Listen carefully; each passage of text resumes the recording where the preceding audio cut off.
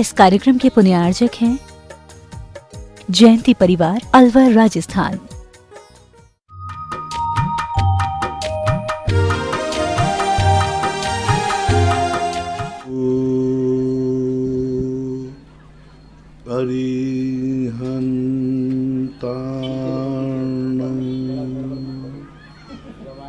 नमो सिद्धार्णं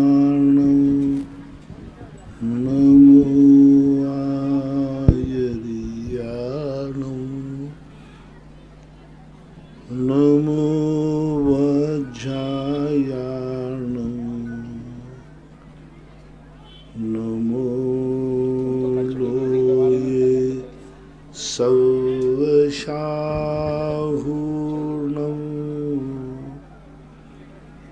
पंच परमेष्टि भगवान की आचार्य श्री गुरुवर कुंद कुंद महाराज की जय हो। आचार्य श्री गुरुवर विद्यासागर महाराज की जय हो। बोलिए परम पूज्य जगत पूज्य निर्यापक श्रवण मुनि पुंगव श्री सदासागर जी महाराज की, समस्त आचार्य संघ की। आइएगा, जिज्ञासा समाधान के जनक परम पूज्य निर्यापक श्रवण मुनि पुंगव श्री सदासागर जी महाराज उच्चासीन हैं। हम सभी की बहुत सारी जिज्ञासा हैं, ऑनलाइन अभी जिज्ञासाएं बंद हैं क्योंकि शहर में बहुत सारे भक्तों की भावनाएं हैं। और जिन जिन लोगों ने जिज्ञासाएं लिखाई, मैं फिर कह रहा हूं कि आगे निकल करके अपने हिसाब से सेट हो जाना। माइक पहुंचने में देर नहीं लगना चाहिए, ज्यादा से ज्यादा लोग लाभान्वित तो इस बात का विशेष ध्यान रखना चाहिए। आइएगा, प्रथम जिज्ञासा के लिए आवाज दे रहा हूं श्रीमती गीता चौधरी बीना, और इसके बाद तैयार है प्रकाश चंद जी जैन दुगाए वाले खोरई। इधर भी एक माइक दे दो फटाफट। नमोस्तु महाराज जी, नमोस्तु। हमारे महिला परिषद और परिवार की ओर से सहस्त्रों बार नमन, वंदन, अभिनंदन।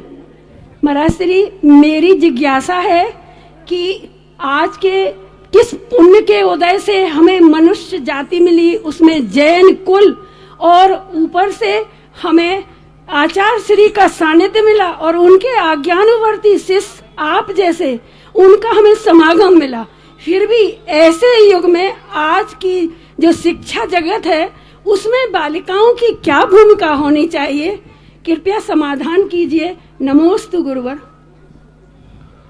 मानव पर्याय को मिलने का जो आगम में कथन कहा है, अल्पारंभ परिग्रहत्वं मानुषस्य, जो व्यक्ति कम से कम आरंभ और परिग्रह करता है वह मनुष्य बनता है। जो मान से रहित होता है या मान को कंट्रोल में रखता है, मार्दव स्वभाव वाला मनुष्य बनता है। जैन बनने का अर्थ ही है कि मरण करते समय ऐसा परिणाम आया होगा कि हे भगवान, मेरा मरण होकर जन्म कहीं भी हो, पर ऐसे कुल में जन्म हो जहाँ मुनिराजों का आना जाना या आहार दान बन सके। कभी किसी सच्चे गुरु को देखकर भाव आया होगा कि और मैं कुछ नहीं चाहता हूँ, संसार में हमारा जन्म वहाँ हो जहाँ मुझे सच्चे गुरु मिलते रहे। उस भावना के परिणाम स्वरूप आप लोगों के पुण्य से आचार्य महाराज जैसे साधु संत इस वसुंधरा पर विचरण कर रहे हैं, वो तो अपने पुण्य से, लेकिन आप लोगों को जो मिले हैं वो अतीत की इसी भावना को लेकर के, क्योंकि बिना भावनाओं के, बिना परिणामों के संसार में कुछ भी नहीं मिलता। और जो अंतिम समय में भावना होती है वह भावना आपके कानून में होता है ना, मरण करते समय कलमबद्ध बयान, इसी प्रकार यहाँ भी होता है। मरण करते समय जो परिणाम होते हैं वो कलमबद्ध होते हैं, उस समय के परिणाम नियम से फलीभूत होते हैं। ऐसा प्रकाश चंद जी दोगा वाले खोरे। इसके पश्चात तय रहे श्रीमती अनामिका सौरभ सराब बीना। नमस्ते महाराज जी। महाराज जी दोगाहा कला खुरई तहसील में जैन मंदिर है, 2 शिखर का मंदिर है महाराज जी, और समूसरण कुछ खुरई आ गया है, और कुछ ललितपुर में अटा मंदिर जी में पार्श्वनाथ भगवान की मूर्ति विराजमान है दोगाहा से। और महाराज जी खुरई दोगाहा कला में समाज है नहीं है, एक घर है सब समाज का, बाकी सब लोग खुरई और अन्य जगह हो गए महाराज जी। और समूसरण 3 मूर्ति हम लोग बीच के मंदिर में वेदी में विराजमान करे हो, आजू बाजू की शिखरें हैं जो महाराज जी वो खाली हैं, उनका समूसरण जो खुरई आ गया है। और महाराज जी वहाँ हम लोग बहुत परेशान है परिवार खुरई में, तो हम लोगों को मार्गदर्शन करें महाराज जी कि हम लोग क्या करें। मंदिर के संबंध में तो आप उसको जीवित रख सको तो रखो, क्योंकि भविष्य में अभी जीवित रखेंगे शायद भविष्य में काम आ जाए।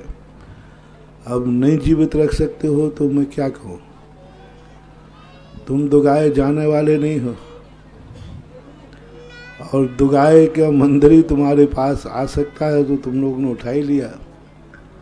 तो अब वहाँ क्या व्यवस्थाएं हैं, इसको व्यवस्था देख करके ही कार्य निर्णय करना चाहिए, पूरी ताकत लगाना चाहिए मंदिर को जीवित रखने का। समाज उठ जाती है लेकिन व्यवस्था बना सकते हैं, ऐसी बात नहीं है। कोई एक पुजारी रख करके और वहाँ के लोग साल भर में एक बार वहाँ जाकर विमान जी निकालें, वार्षिक मेला महोत्सव करें, तो धीरे धीरे मंदिर जो है वो कालांतर में तीर्थ बन जाता है। भौरासा एक मंदिर था, भौरासा एक समाज थी, एक छोटा मंदिर था, गांव का मंदिर कहलाता था, लेकिन धीरे धीरे वो मंदिर आज तक जीवित रहा। यदि उस समय के लोग मंदिर को उठा लेते तो उठा लेते, बाजू में कुरवाई थी, बीना था, कहीं भी, लेकिन वहाँ के लोगों ने मंदिर को जीवित रखा, और जीवित रखने का परिणाम ये हुआ कि आज वह मंदिर तीर्थ क्षेत्र के रूप में परिणत होने की योग्यता आ गई। तीर्थ क्षेत्र बना सकते हो, जितने गांवों में मंदिर उजड़े हैं, इनको यदि तुम आसपास के समाज चाहें तो उनको तीर्थ का रूप दे सकते हो, और वे तीर्थ बन सकते हैं। आपको समर्पित होना पड़ेगा, उनको जीवित रखें तो अच्छा है, और समाज साल में 1-2 कार्यक्रम करें। कुछ वर्षों के बाद कोई ऐसी घटना, ऐसा अतिशय घटित हो जाता है, जैसे ही अतिशय घटित हुआ कि मंदिर तीर्थ रूप बन जाता है। जिज्ञासा इसके बाद तैयार हैं शरद कुमार दिलखुश अगरबत्ती। मेरे आराध्य गुरुवर के चरणों में मेरे और मेरे पूरी परिवार की तरफ से बारंबार नमोस्तु नमोस्तु नमोस्तु गुरुवर। महाराज जी मेरी जिज्ञासा ये है, जैसे सौधर्मिंद की आयु तो ज़्यादा होती है, सचिंद्राणी की आयु कम होती है, तो क्या सौधर्मिंद 24 तीर्थंकरों के टाइम पे एक ही सौधर्मिंद होता है या अलग अलग होता है? और अगर जैसे सचिंद्राणी की आयु पूर्ण हो जाए तो क्या दूसरी सचिंद्राणी होती हैं? इंद्र जो है एक तीर्थंकर के काल में और दूसरे तीर्थंकर में वो सौधर्मिंद रहे, कोई नियम नहीं है। ऋषभ देव भगवान के पंच कल्याणक बनाने वाला सौधर्मिंद्र, और अजितनाथ भगवान के पंचकणक कराने वाला सौधर्मिंद्र में करोड़ों सौधर्मिंद्र हो गए, अकेले 2 भगवान में, अजितनाथ और ऋषभनाथ। 50 कोड़ा कोड़ी सागर प्रमाण अंतराल था, करोड़ों करोड़ों सौधर्मिंद्र हो गए अकेले। अजित जिसने सौधर्मिंद्र ने कार्यक्रम बनाया था ऋषभ देव का, अजितनाथ का कार्यक्रम करोड़ों सौधर्मिंद्र जैसे हो गए, तब अजितनाथ का काल आया। तो 1 कोड़ा कोड़ी सागर वर्ष में कोड़ा कोड़ी करोड़ों करोड़ों सौधर्मिंद्र हो जाते, क्योंकि सौधर्मिंद्र की आयु 2 सागर वर्ष है। और यहाँ चौथे काल का कार्य है 1 कोड़ा कोड़ी सागर कुछ कम, तो बहुत हो जाता है। दूसरी बात है सची जो है, एक सौधर्मिंद्र के काल में नील प्रमाण सचियां हो जाते हैं। एक नील प्रमाण, मान लीजिए सची है जो, उसकी 5 पल्ल की आयु होती है। 5 पल्ल की आयु कोई मायना नहीं रखती। अपर लोग समझने के लिए कहें कि सौधर्मिंद की आयु 100 वर्ष की है, तो इंद्राणी की आयु 5 वर्ष की है। अब 5 वर्ष की यदि इंद्राणी की आयु है तो 100 वर्ष में कितनी इंद्राणी हो जाएंगी? 20 लगभग, है ना? तो 20 हो जाएगी। ऐसे ही वहाँ पर 5 पल्ल के बाद वो इंद्राणी चली जाती है, यहाँ आके मनुष्य बनती, मुनि बन के मोक्ष चली जाती है। तुरंत वहाँ जाकर के दूसरी इंद्राणी का अवतरण होता है और वो इंद्राणी उसको रहती है। इस प्रकार एक इंद्राणी भी अपने जीवन काल में असंख्यात पंचकल्याणक मनाती है। एक सौधर्मेंद्र अपने जीवन काल में असंख्यात गुणे पंचकल्याणक मनाते, जितना सौधर इंद्राणी बनाते उससे और कई गुना। क्योंकि एक तीर्थंकर का अंतराल काल 1 पूर्ण कोटि वर्ष है और उसकी आयु 5 पल्ल है, तो 5 पल्ल में कितनी पूर्ण कोटियां हो जाएंगी? असंख्यात। लेकिन यहाँ भरत क्षेत्र की अपेक्षा से ऋषभनाथ अजितनाथ के बीच में वही तीर्थंकर रहे, वही सौधर्म रहे, ऐसा कोई नियम नहीं। विधेय क्षेत्र की अपेक्षा से प्रत्येक इंद्राणी, प्रत्येक सौधर्मेंद्र असंख्यात पंचकल्याणक मना करके ही मोक्ष जाता है। शरद कुमार दिलखुश अगरबत्ती, इसके बाद तैयार रहे हैं ब्रह्मचारिणी बहन मणि दीदी बीना। गुरुदेव के चरण में बारंबार नमोस्तु। गुरुवर, प्रश्न यह है, पूजन पाठ जाप ध्यान आदि क्रियाओं में निर्विकल्प अवस्था में रहना चाहता हूँ, लेकिन जब भी पूजन जाप ध्यान में बैठता हूँ कुछ ना कुछ विकल्प प्रवेश हो जाता है, उससे कैसे बच सकते हैं? समाधान कीजिए गुरुवर। बाबू साहब, यदि यही हो जाता तो हम लोग बाबा जी नहीं बनते। या संसार विषय सुख होता तीर्थंकर क्यों? यदि संसार में यदि निर्विकल्पता हो जाए तो साधु बनने की जरूरत क्या है? हो ही नहीं सकता। शुभचंद्र आचार्य महाराज पूज्यवर ज्ञानार्णव में कहते हैं, आकाश के तारे जमीन पर आ सकते हैं, सुई की छिद्र से ऊंट निकल सकता है, लेकिन कभी ग्रस्त, कभी निर्विकल्प नहीं हो सकता, क्योंकि उसके अंदर संकल्प इतने बने हुए हैं। 1 घंटे को तुमने सामायिक में बैठ गए, 1 घंटे के पहले आपने कितने संकल्प करके बैठे हो, कितने विकल्प करके बैठे हो। तो ये सारी चीजें निर्विकल्पता में कारण नहीं बन सकती। इसलिए गृहस्थ अवस्था में निर्विकल्पता तो हो नहीं सकती। हाँ, अशुभ से बच करके शुभ में जरूर प्रवृत्ति कर। अशुभे निवृत्ति, शुभे प्रवृत्ति। अशुभ से बचकर शुभ में जा सकते हो, शुभ से बच करके शुद्ध में नहीं जा सकते। नमोस्तु गुरुदेव। नमोस्तु। आगे जिज्ञासा के लिए तैयार हैं दर्शन जैन बीना। गुरुवर के चरणों में अनंत बार नमोस्तु नमोस्तु नमोस्तु। गुरुवर, सबको खुश कैसे कर सकते हैं, इसका कोई मूल मंत्र बताइए। हम यदि किसी की राहों में पुष्प बिछाते हैं, फूल बिछाते हैं, फिर भी अगर कोई कांटा हमारे लिए चुहाना चाहता है तो उस समय अपने प्रणाम किस तरह से रखें? शास्त्रों में आया है परस्पर उपग्रहो जीवा नाम, सब जीवों का परस्पर में उपकार करना चाहिए। पर गृहस्थ की भूमिका में सारा दिन घर के लोगों के ही आवश्यकताएं पूरी करते करते ही पूरा हो जाता है। चाहते हैं सारी समाज का, देश का और राष्ट्र का भी उत्थान करने में हमारी भूमिका किस प्रकार हो सकती है? नमोस्तु महाराज। जो व्यक्ति अपनी जिंदगी में स्वयं खुश है, वो सारे जगत को खुश करने की जरूरत नहीं, अपने आप खुश हो जाएगा। जो अपने आप में खुश है, व्यक्ति सबसे पहले नाखुश अपनी जिंदगी से होता है, अपने आप से परेशान होता है। कभी मन से परेशान है, मेरा मन कंट्रोल में नहीं है। कभी आंखों से परेशान है कि मैं जो देखना नहीं चाहता वो आंखों ने दिखा दिया। कभी कानों से परेशान है, जो हम सुनना नहीं चाहते थे वही सुनने में आ गया, कभी परिवार से परेशान है तो खुद से परेशान है। कई लोग अपनी किस्मत से परेशान है, कर्म ठोकते फिरते हैं, हमारी किस्मत में पता नहीं क्या लिखा। अरे तुम खुद अपनी किस्मत से जब परेशान हो तो दुनिया में तुम किसको परेशानी दूर कर पाओगे?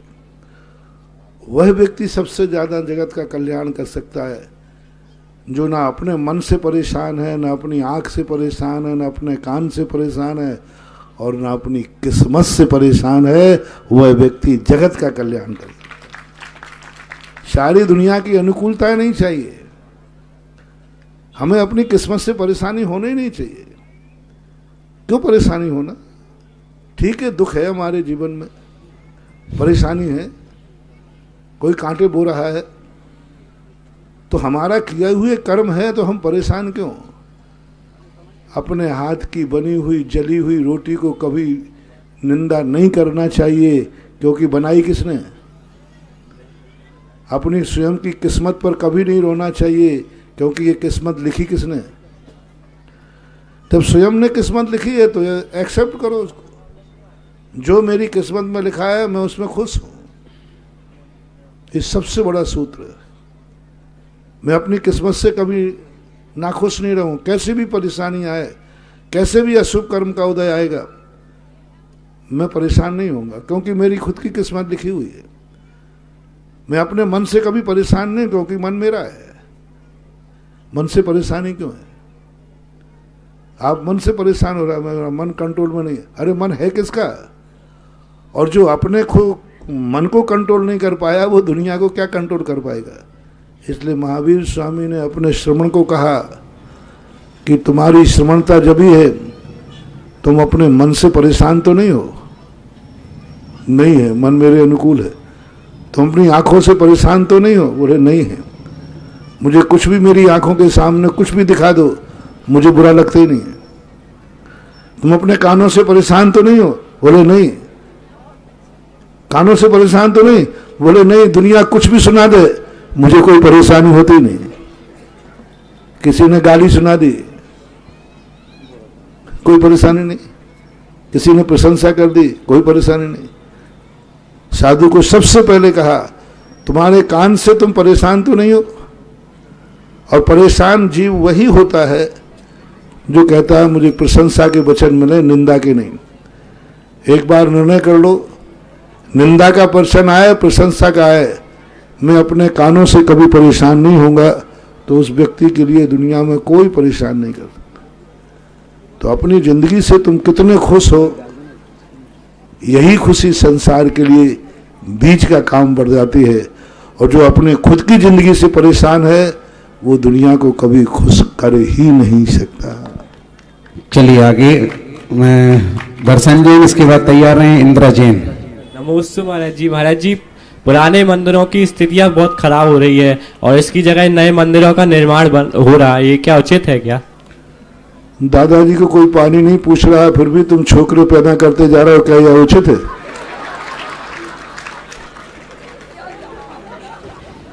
नेली पर देला, क्या बात है? आज कितने संसार में बूढ़े हैं, बुढ़िया हैं जो एक गिलास पानी को तरस रहे हैं, है कि नहीं? पहले बताओ भाई, बिना में मिल जाएंगे तो चार दो जो परेशान है, फिर भी आप लोग उनकी तरफ ध्यान न दे करके वो बच्चे पैदा करते जा रहे हो, क्या यह उचित है? दादू बुला रहे, दादू। नया निर्माण अलग चीज है और पुराने की रक्षा अलग चीज है। यदि नया निर्माण नहीं होगा तो संतति खत्म हो जाएगी, माल खत्म हो जाएगा, आगे आने वाला युग लिखा जाएगा कि इन 100 सालों में कहीं भी जैन मंदिर नहीं बने। इसका अर्थ है 100 सालों में जैन धर्म था ही नहीं। इसलिए हमें इतिहास को सुरक्षित रखने के लिए हर वर्ष कहीं ना कहीं मंदिर बनना चाहिए, जिससे ये इतिहास लिखा जाए कि जैन धर्म था क्योंकि ये मंदिर बना था। रही बात पुराने मंदिरों की बात, तो पुराने मंदिरों के इतिहास तो सब बदलते, गांव बदलता है, सब बदलते। आपने अपने बाप दादों, राजस्थान में शेखावाटी है, उनके बाप दादों ने बड़ी बड़ी हवेलियां बनाई, वे सब छोड़ के चले गए। उनसे कहा भाई हवेली, बोले क्या हवेली को खाऊंगा क्या? आप देख लीजिए जो पुराने नगर हैं नगरों में जो मकान है बाप दादों के भी छोड़ करके कॉलोनियों में जा रहे हैं। क्यों? कॉलोनी में पार्किंग है, सुविधाएं सब हैं, उन छोटी गलियों में क्या है? तो ये परिवर्तन का युग है। पुराना मंदिर संभले या न संभले, नए मंदिर जरूर बनते जाना चाहिए। इसी से जैन धर्म का इतिहास सुरक्षित रहेगा। ये कहना बहुत छोटा सोच है। पुरानी हवेली का कहां तक रोते रहोगे? क्योंकि नया युग आ गया है तो नया युग में बंगला बनाएगा कॉलोनी में जाकर के, यदि उसको युग के साथ जीना है तो। आज किसी को हम गांव में मंदिर हैं जो जिनकी बात तुम कर रहे हो, बोलो कौन गांव में जाने वाला है? आप पापा से पूछ रहे तुझे मैं उसी गांव में रखवाऊंगा जहां कोई समाज नहीं, वो पुराना मंदिर होगा, पुराने मंदिर की रक्षा करेगा, कोई नहीं जाएगा। मंदिर समाज के लिए थे, समाज जहां जाती है मंदिर भी वहीं चला जाता है, क्योंकि वो मंदिर समाज के लिए था। और समाज उसको जीवित रखना चाहे तो जीवित रखती है। जैसे हमने अभी कहा कि लोग चाहें तो अपने छोड़े हुए मंदिर को तीर्थ रूप में परिणत करा देते हैं। आगे जिज्ञासा के लिए तैयार रहेंगे हमारे इंदिराजी जैन तैयार, इसके पश्चात प्रदीप भाई बीना। महाराज श्री आपके आशीर्वाद से भौरासा क्षेत्र पर जब भूदान की बात आपने कही और आपके मुख से घोषणा हुई नहीं कि भक्तों ने आपकी बात को झेला नहीं। अभी मेरे पास श्रीमान सतीश चंद, धर्मपत्नी ईशा जैन, कागजी परिवार पत्रोपक, सिद्धार्थ कागजी, ममता जैन, रामनगर, सहादरा, दिल्ली, वर्धमान पेपर इंपेक्स दिल्ली वालों ने 5 कलश के लिए भूदान के प्रदान करने की घोषणा की है। दूसरा नाम है हरिचंद जी जैन, विकासनगर, देहरादून, उत्तराखंड, 5 कलश से भौरासा हेतु इन्होंने अपनी स्वीकृति दी है।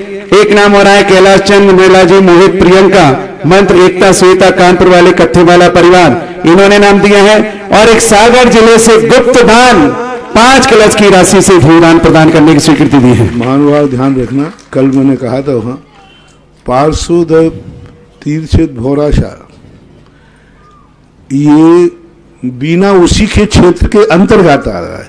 बीना के अंदर पार्षद तीर्थ नहीं है। पार्षद तीर्थ के अंतर्गत बीना आता है। जय हो। जैसे अपन लोग कहते हैं ना, आचार्य श्री हमारे युग में नहीं जन्मे हैं, बोलो ना, कितना अंतर है, बोलो ना महानुभाव। आचार्य श्री हमारे युग में जन्मे हैं, अच्छा नहीं लगा ना? और अब कहें अपन हम आचार्य श्री के युग में जन्मे हैं। इसी प्रकार बीना पार्षद तीर्थ बीना के अंतर्गत नहीं है, बीना पार्षद तीर्थ के अंतर्गत आता है। मैंने परसों कहा था बीना, कुरवाई, बरवाई, मंडली बामोरा, पासोदा, ये अनाथ है। आप लोग अनाथ है क्योंकि आपके पास कोई तीर्थ क्षेत्र नहीं है, मंदिर बहुत है। बोलो बीना वालों का कौन सा तीर्थ क्षेत्र है जिसे बीना वाले अपना तीर्थ मानते हैं? उसका नाम बता दो, या तो नाम बताओ या मेरे से लो। जय हो। अनाथ नहीं रहने दूंगा, यदि मैं आ गया हूं तो सनाथ हो जाएंगे। मैं जहां जाता हूं, जिस समाज को आशीर्वाद देता हूं, उसको अनाथ नहीं रहने देता। या तो आप नाम बताइए कि बीना का यह तीर्थ क्षेत्र, बीना वाले इसको अपना तीर्थ क्षेत्र मानते हैं। जो भी आपको नाम लेना हो वो ले लीजिए, वो तो बात की बात है। किसको माना है? थोवन जी को बना दे। देवगढ़ कौन सा तीर्थ? कोई तीर्थ सिद्ध नहीं आपका। मुगावली वालों का हो उधर, मुगावली वालों का थोवन जी, अशोक नगर का थोवन जी। आप लोगों के इन 4 का मैंने सर्वे किया अभी 5-6 दिन में कि इनके पास कोई तीर्थ क्षेत्र नहीं है। या तो आप तीर्थ बनाइए, नहीं तो पार्षद भौरासा को तीर्थ मानिए। आज से अपना सनातन और इष्ट तीर्थ मानिए। इष्ट तीर्थ का अर्थ होता है कि हमारी किसी भी अच्छी बुरी कार्यों में पहला श्रीफल उस इष्ट तीर्थ को जाएगा जो तुम्हारा है। पार्षद भौरासा को तुम अपना कैसे बनाओगे? कोई कोर्ट में रजिस्ट्री कराओगे क्या? नहीं। एक नियम लेना है कि हमारे घर में जब भी कोई मांगलिक कार्यक्रम होगा उसका सबसे पहला श्रीफल पार्षदतीत भौरासा पार्श्वनाथ के चरणों में जाएगा। जय हो। बस हमारे घर में कोई भी दुख संकट आएगा, सबसे पहला श्रीफल और सबसे पहला स्मरण मैं पार्षदतीत के पार्श्वनाथ को करूंगा। जब तुम्हारे घर में संकट आया, कोई बीमार हो गया, कुछ भी, आप आंख बंद करिए और पार्श्वनाथ भगवान को सूचना दे दीजिए। मांगने की कोई जरूरत नहीं है, कहने की जरूरत नहीं है, सूचना देना है। जैसे आप घर के बाहर जाते हैं तो कहीं से आप कॉल करके सूचना देते हैं कि मैं यहाँ पहुँच गया हूँ, और संकट में है तो बता देते मैं संकट में हूँ। ऐसे पार्श्वनाथ का आप नंबर नोट करिए। जब भी आपके जीवन में संकट आए, आंख बंद करिए और भगवान को सूचना दीजिए, भगवान आप मेरे इष्ट देव हैं, इष्ट क्षेत्र है। मैंने गुरु के मुख से, गुरु के सामने आपको इष्ट देव स्वीकार किया है। मैं इस समय संकट में हूँ, मैं इस समय विपदा में हूँ, इस समय मेरा एक्सीडेंट है, इस समय मैं जंगल में हूँ, इस समय मैं चोरों से घिर चुका हूँ। कुछ नहीं करना, आंख बंद करके सूचना देना। 5 मिनट के अंदर आप चमत्कार देखोगे कि दंग रह जाओगे कि हुआ क्या। क्योंकि सनात बनना है, तुम्हारा कोई देवता ही नहीं है। कौन मानेगा तुम्हें? कौन पूछेगा? लावारिस हो बिना माई बाप के। मैंने पहले ही कहा कि गांव के जो मंदिर होते हैं, इन मंदिरों की ताकत मात्र नगर की सीमा तक होती है। नगर पालिका क्षेत्र, जो नगर पालिका क्षेत्र होता है, क्योंकि वो मनाया जाता है आप लोगों के लिए, खुद के लिए। बजरिया बनाया, बजरिया वालों ने बनाया, इटावा ने बनाया, इटावा वालों ने बनाया। जो जहां बनाता है एक सीमा दायरा होता है, उसकी तख्ती। जितने लोगों के लिए जो मंदिर बनता है वह मंदिर उतनी ही शक्ति रखता है, उससे ज्यादा उसकी ताकत नहीं होती है। इसलिए मैंने कहा था, सारे भारत के लोग जब तीर्थ यात्रा पर निकलते हैं, आपके मंदिरों की वंदना करने नहीं निकलते हैं, तीर्थों की वंदना करने निकलते हैं। जय हो। कारण है कि तीर्थ में बहुत ताकत होती है तो सारे जगत के लिए बनाए जाते हैं। इसलिए आज प्रसंग आया है तो मैं बीना से कहना चाहूंगा, आप अपना इष्ट देव बनाइए, चमत्कार देखिए, मेरी बात को सुनो और प्रैक्टिकल करो। मैं तो जो कहता हूं, हमेशा कहता हूं, प्रैक्टिकल करो और प्रैक्टिकल करके देखो आप उसको इष्ट देव। 2 कदम आपको उठाना बस। जब भी शुभ कार्य होगा, पहली पाती पार्षदतीत से पार्श्वनाथ के चरणों में जाएगी, श्रीफल के साथ में। दूसरा काम, जब भी संकट हो, आप आंख बंद करके सूचना मात्र दे दीजिए मन से। भगवान की मूर्ति को याद कीजिए और अपने संकट का हवाला दे दीजिए। बस आप फ्री हो जाइए। फिर आप आपको जो काम करना है, दवाई आदि करना, बचाव करना, करते रहिए। भगवान पार्श्वनाथ की सूचना अपने आप 108 नंबर गाड़ी को पहुंच जाएगी और आपको उठा के ले आएगी। अपने आप हो जाएगा सब कुछ। आप लोग तीर्थ, यही तो सबसे बड़ी भूल कर रहे हैं आप लोग। सारे भारत के लोग जो है तीर्थ नहीं बना रहे, तीर्थों को अपना इष्ट नहीं बना पा रहे। और हर व्यक्ति को समय की अनुकूलता नहीं तो प्रतिदिन जिस इष्ट तीर्थ बनाओ, उस तीर्थ का गंधोदक उस नगर में प्रतिदिन प्रवेश होना चाहिए। चाहे एक व्यक्ति जाके करे, नगर में गंधोदक आना चाहिए उस तीर्थ का। थोबन जी वगैरह, अशोक नगर, मुगावली वगैरह में न तो हमने किया, पिछली बार आए थे तब उस समय किया था। नगर में प्रवेश कराओ। ऐसे भगवत तीर्थ मानने से कुछ होने वाला नहीं है। तीर्थ तो सारे जगत में बने हुए हैं। तुम्हारे लिए लाभ कम मिलेगा। जिस नगर में जिस तीर्थ का गंधोदक प्रतिदिन नगर में प्रवेश करता है, वो किसी के घर में प्रवेश करे, वह तीर्थ क्षेत्र उस नगर के लिए सदा अपने आप में अपनी शक्ति की बरसात करता रहता है। उस नगर में उसका गंधोदक जाता है। जैसे थोबन जी का प्रतिदिन गंधोदक अशोक नगर आता है, मुगावली भी आता था, बीच में थोड़ा गड़बड़ हुआ था, पिपली, सब जगह जाता है। ऐसे ही आपके यहाँ प्रतिदिन गंधोदक जिस तीर्थ का आपके यहाँ प्रतिदिन गंधोदक आएगा, वो तीर्थ आपके हर सुख दुख में सदा आपके साथ रहेगा। ये व्यवहार बनाए बिना व्यवहार चलता नहीं है, व्यवहार बनाना पड़ेगा। इसलिए आज से बीना किस तीर्थ के अंतर्गत है? जोर से बोलो। जोर से बोलो। पार्श्वोदय तीर्थ क्षेत्र भौरासा के अंतर्गत है। आप मत बोलना बीना के अंतर्गत भौरासा है, भौरासा के अंतर्गत बीना है, बीना आता है। एक और महाराज श्री आपने जैसे ही बोला भूदान हेतु 5 कलश की राशि भूरेलाल, उनकी श्रीमती जी गुलाब रानी, आनंद, सरोज, नितिन, ऋतु, धर्मेंद्र, मोना, निमिषा, कोपल, माही, पीयू, आनंद, हार्डवेयर, बेगमगंज, ब्रह्मचारिणी बहन, निधि बहन, इनकी ओर से भी 5 कलश की राशि से भूदान हेतु प्रदान किया है। एक और 1 लाख 1 कलश की राशि हमारे भौरासा क्षेत्र के लिए अभय कुमार जी शास्त्री जो बीना में रहते हैं, इन्होंने प्रदान किया। जोरदार ताली के साथ अनुमोदन करिएगा। एक और भक्त हमारे मंडी वाला कहते सोनू भाई, उन्होंने भी 1 कलश भौरासा के लिए प्रदान करने की स्वीकृति, जोरदार ताली जाएंगे।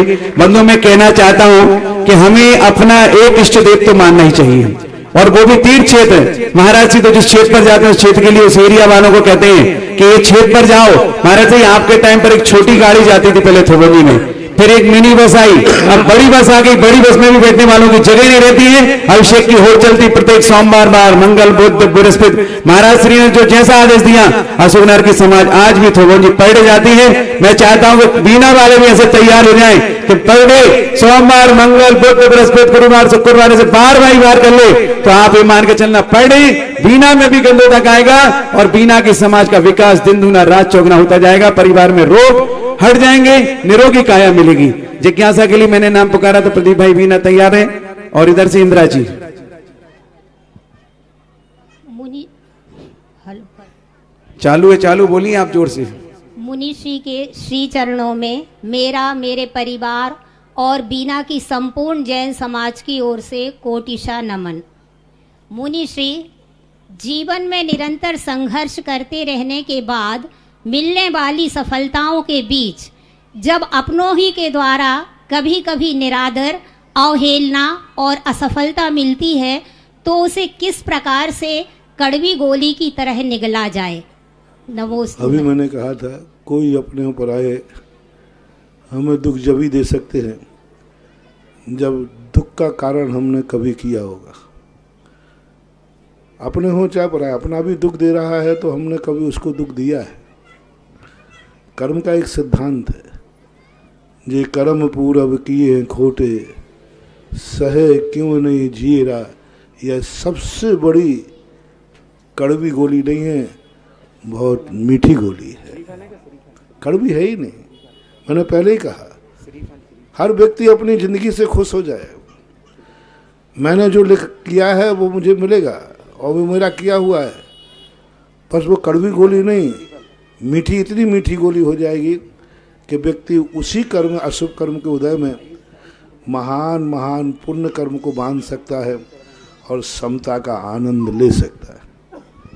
आइएगा महाराज श्री, एक और हमारे कुरवाई क्षेत्र के ही हैं नगर पालिका अध्यक्ष महेश जी साहू, आपके दर्शन करने के लिए मध्याह्न में भी आए थे और अभी वो पुनः दर्शन हेतु प्रदान। एक बार जोरदार ताली जाए। उनके साथ संजीव भाई आए, पूज महाराज का मंगल आशीष लेंगे। जिज्ञासा प्रदीप भाई तैयार रहेंगे और श्रीमती वर्षा जैन, सचिन चौधरी बीना। हेलो, क्षेत्र के लिए बहुत समर्पित है महाराज।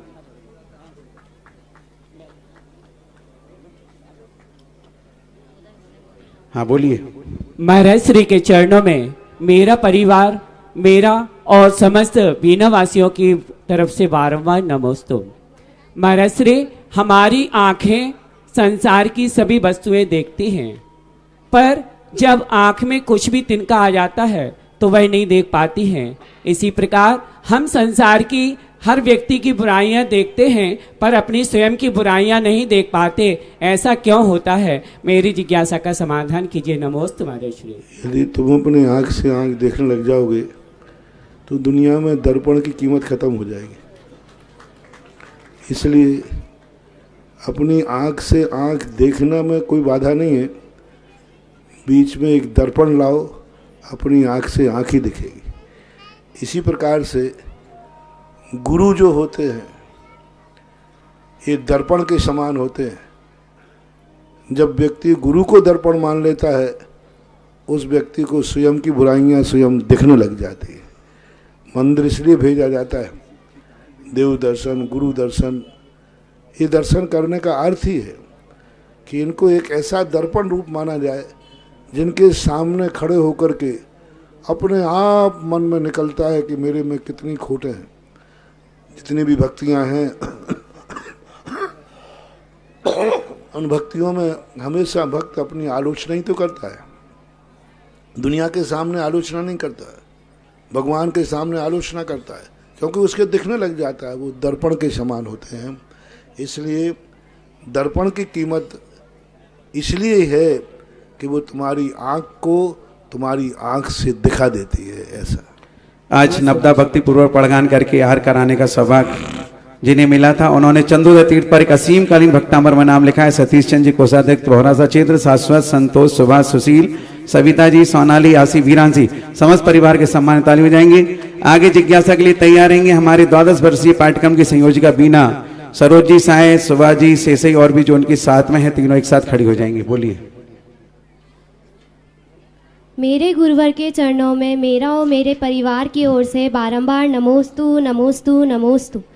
महर्षि, कर्मों का उदय होने में और कर्मों की उदीरता होने में क्या अंतर है, उदाहरण सहित बताएं। नमोस्तु महर्षि। कर्मों का उदय कहलाता है जो कर्म हम बांधते हैं और उसी समय उसमें जो स्थिति पड़ जाती है वह अपने आप कर्मों का उदय कहलाता है। जब किसी कर्म को हम अकाल में, जिसका आने का उदय नहीं है अभी, अकाल में यदि उसको हम उदय में लाते उसको उदीरना कहते हैं। जैसे शास्त्रों में उदाहरण दिया कि एक आम का फल अपने आप पेड़ पर जो पकता है, स्वतः ही पकता है, वो उदय कहलाता है, उसको टाइम लगता है।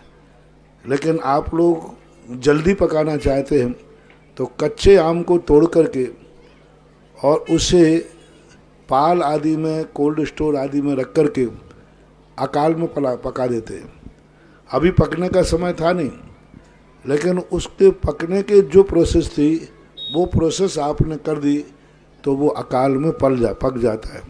तो डाल में पकने वाला फल उदय है और पाल में पकने वाला जो फल है उसको उदीरना बोलते हैं। ऐसे ही अपने कर्म होते हैं। कर्मों को व्यक्ति अच्छे बुरे दोनों, जब कोई व्यक्ति बुरा कर्म करता है तो जो पुण्य कर्म का उदय अभी नहीं आने वाला था उसको भी उदय खड़ा करके ख़त्म कर देता है। कोई पाप कर्म के उदय होते हैं, व्यक्ति ऐसा पुण्य कार्य करता है कि वो पाप कर्म आकर के फिर जाते हैं और उसको फल नहीं दे पाते। कई बार निर्जरा के लिए, जैसे हम साधु लोग हैं, हम लोग सदा ये चाहते हैं कि असाता का उदय निरंतर बना रहे।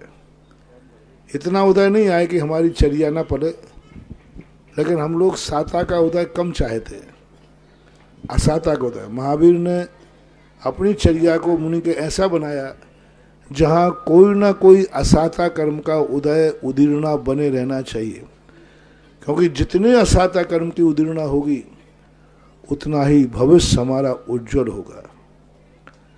क्योंकि असाता निकल जाएगी, जब साता के लिए बचेगी तो वह साता हमेशा अरहंत आदि पद के लिए कारण बन जाती है। ऐसा आगे जिज्ञासा के लिए तैयार रहेंगे ब्रह्मचारिणी बहन सविता दीदी।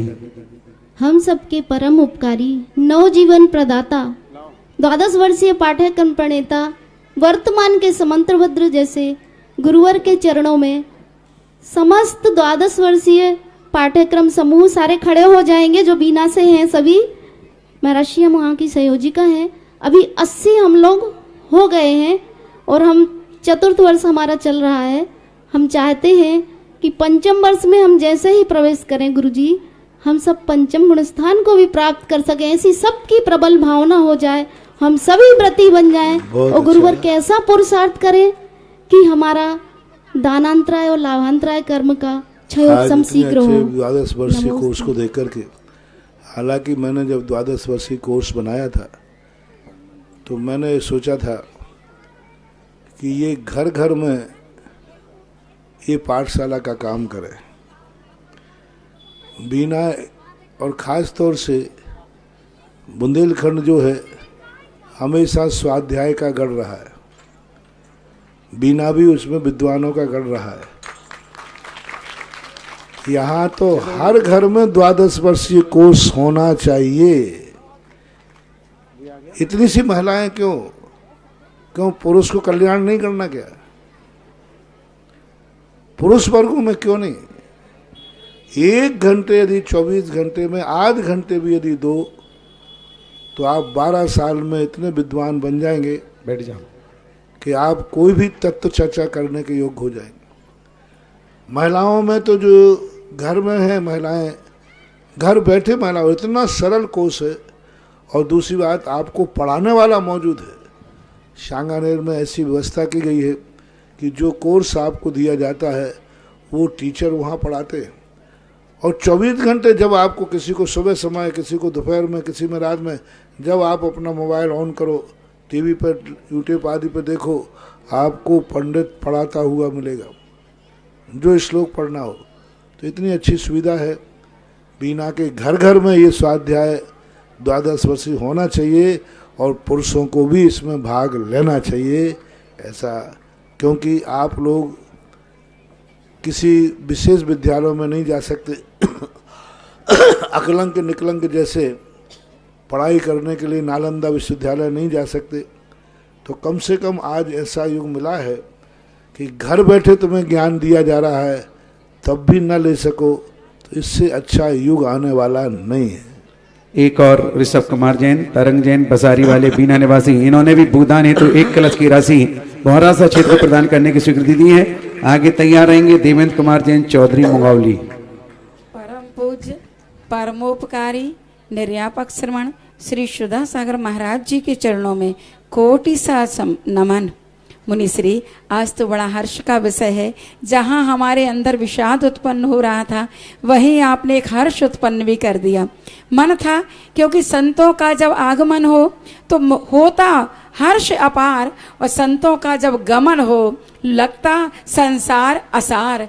लेकिन ऐसे असार संसार में, हर्ष विषाद में आप ऐसी कौन सी साधना कर चुके हैं कि लोग हंस रहे हैं तो भी आपके लिए समता भाव है, और कोई रो भी रहा है तो भी समता भाव है? ऐसी कैसी साधना है कि वो हम भी करें, ताकि हमारे अंदर भी वो उत्पन्न हो जाए।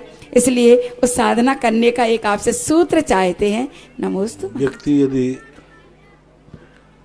अपने रिश्तों को इतना विस्तृत कर दे कि कोई व्यक्ति बचे ही नहीं जिससे तुम्हारा कोई रिश्ता ना हो, तो फिर हर्ष और विषाद खत्म हो जाते हैं। सत्वेषु मैत्री की परिभाषा पूज्यवर अमितगत आचार्य महाराज ने यही की। एक को मित्र मत बनाओ, एक को बनाओगे तो सारे अमित्र हो जाएंगे। जगत को मित्र बना लो, फिर छोड़ना और नहीं छोड़ने का मतलब क्या है? क्योंकि मित्र से छूटोगे मित्र के पास जाओगे। हम सारे जगत को अपना तीर्थ मानते हैं, इसलिए कोई तीर्थ छूटता है तो मुझे गम नहीं, और कोई तीर्थ आता है तो मुझे कोई बात नहीं, क्योंकि सारा जगत ही मेरा तीर्थ है, हर जगत के तीर्थ है। और जब समाज से मान लिया तो क्या लेना देना? राजस्थान छूट गया तो क्या मध्य प्रदेश हमारा दुश्मन है क्या? राजस्थान में भी श्रावक है, मध्य प्रदेश में भी श्रावक है। जहाँ जहाँ जब व्यापक दृष्टि हो जाती है तब बहुत बड़ी चीज। और देखो, एक स्थान से उठते हैं कितने लोगों को हर्ष होता है। विषाद एक को होता है और हर्ष उस रोड पर रहने वाले जितने गांव होते हैं सब में हर्ष की लहर दौड़ जाती है कि देखो महाराज ने ये रूट पकड़ लिया। जिस रूट पर चले जाओ, जो रूट छूटता है वो तो कम है, जिस रूट को पकड़ते हैं उस रूट के लोगों का हर्ष देखो।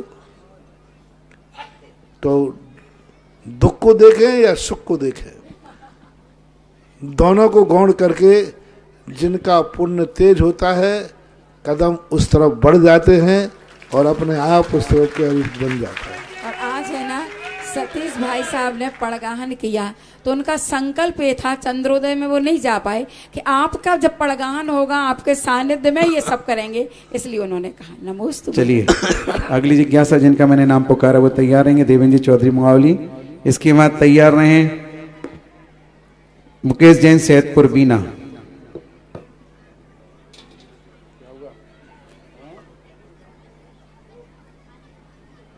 जल्दी करिए, आगे मैंने नाम पुकारा वो आ जाएं। संजय जैन नहीं, मुकेश जैन सैदपुर।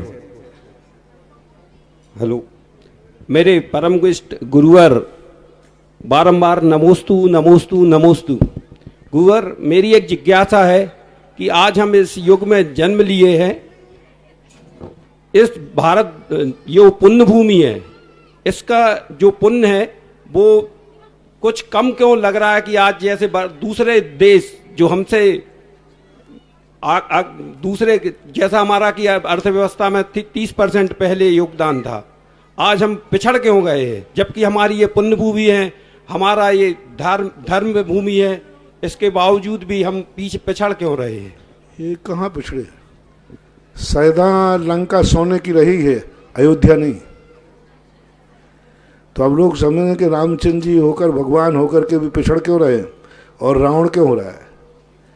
तो तुम जिसको समृद्धि मान रहे हो, ये समृद्धि नहीं, ये पापानुबंधी पुण्य कहलाता है। और जिसे तुम दरिद्रता मान रहे हो वो दरिद्रता नहीं है, ये धर्म की फकीरी है। वो भजन ध्यान रखो, ये वो कंगाली है, मजा कहा ना जाए इस कंगाली का, इस कंगाली का। तो ये वो फकीरी है संतों की, धर्म की, धर्मात्माओं की, जिस फकीरी का आनंद रामचंद्र जी जैसी महान आत्माओं को आता है, और वो अयासी अमीरों की है जो रावण जैसों को आती है। यदि अमेरिका जैसी अमीरी चाहिए है तो हमें दशहरा मैदान बनाना पड़ेंगे मंदिरों की अपेक्षा, क्योंकि जितने रावण बढ़ेंगे उतने दशहरा मैदान बनाना पड़ेंगे। और फकीरी चाहिए है तो हमें मंदिर बनाना पड़ेंगे। अब आप बताओ, दशहरा मैदान बनाऊं कि मंदिर बनाऊं? तो मंदिर तो फकीरों के बनते हैं। धन की समृद्धि देखो सदा से रही। आप देख लीजिए, उठा के देखिए रावण को, वो तो चौथा काल था, अपन तो पंचम काल में है। अयोध्या सोने की थी कि लंका सोने की थी? लंका सोने। रामचंद्र जी के पास जो वैभव था भारत में किसी के पास नहीं था जो लंका के पास था, शक्तियां उसके पास। आप पिक्चर में ही देख लीजिए, पूरी पिक्चर में 3 घंटे 5 मिनट कम करके किसका साम्राज्य चलता है? खलनायक का। और हीरो की क्या होती है? पूरी पिक्चर में हीरो पिटते ही रहता है और खलनायक ऐसा करता रहता है।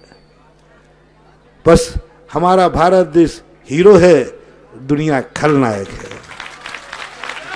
तो हीरो पिटता रहेगा, लेकिन अंत के 5 मिनट में क्या हो जाता है? खलनायक खत्म। और हीरो के सुख के दिन आते ही पिक्चर खत्म।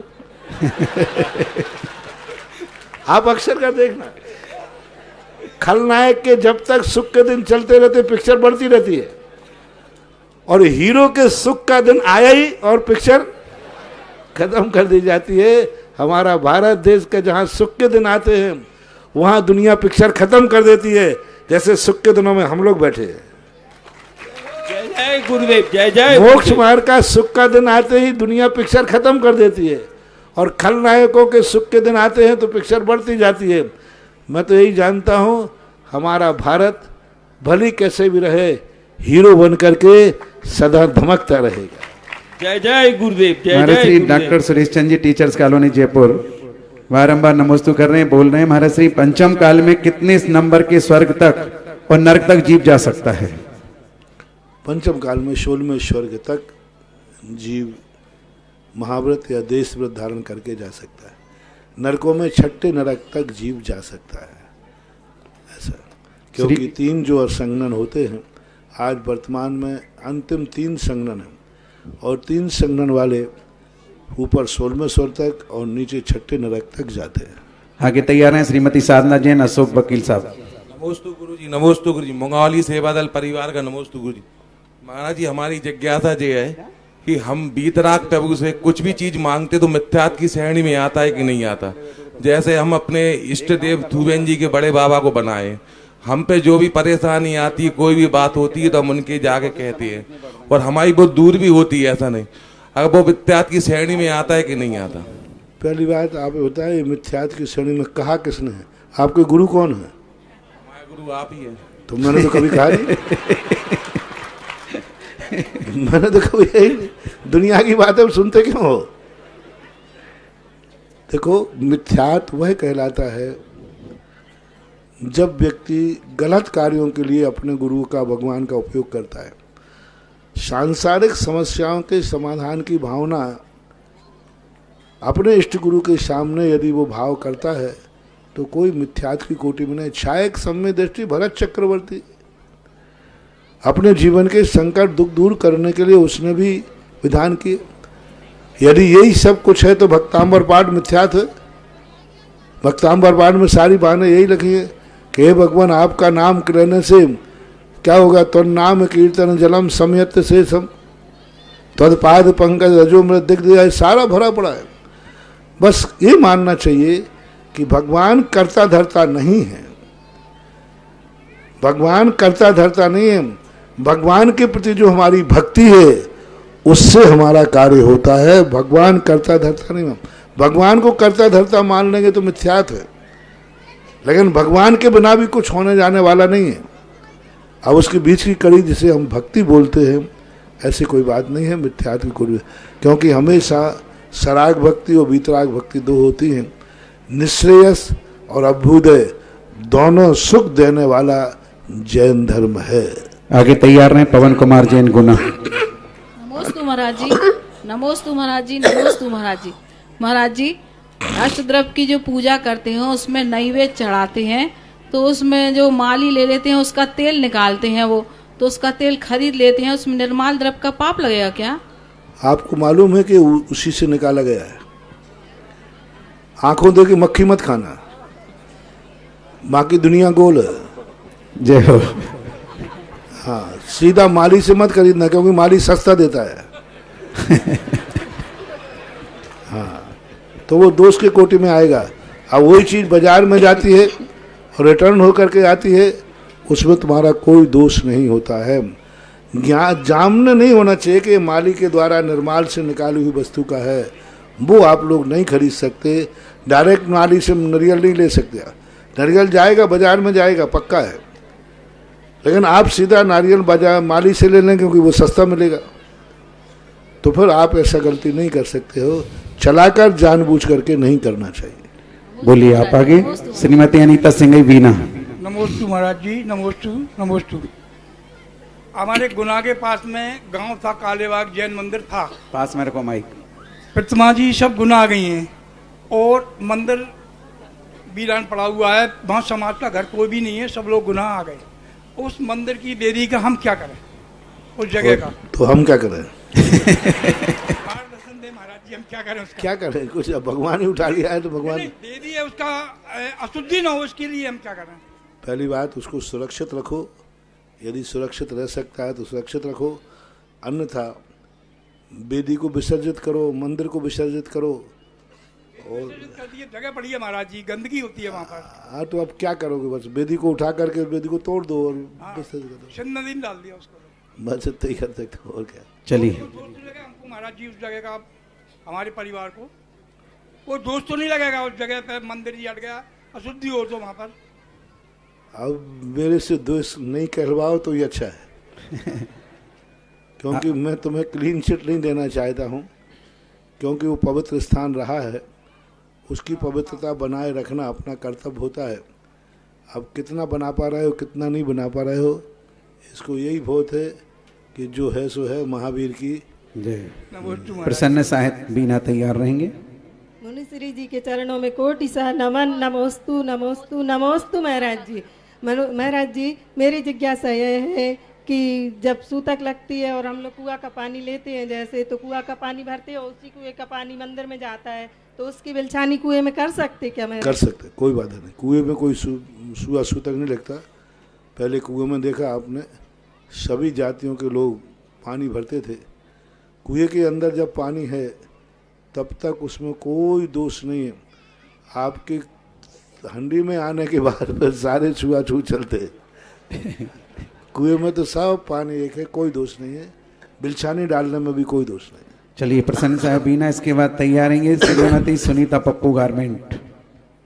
राष्ट्री के चरणों में सादर नमोस्तु। हमारे समस्त परिवार की ओर से नमोस्तु नमोस्तु नमोस्तु।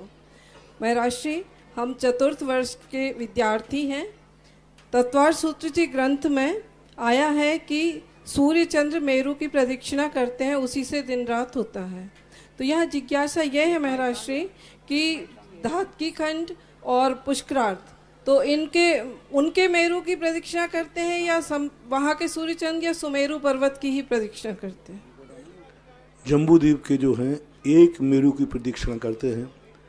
धातकी खंड के जितने भी ज्योतिष हैं वो 3 मेरुओं की परिक्रमा करते हैं।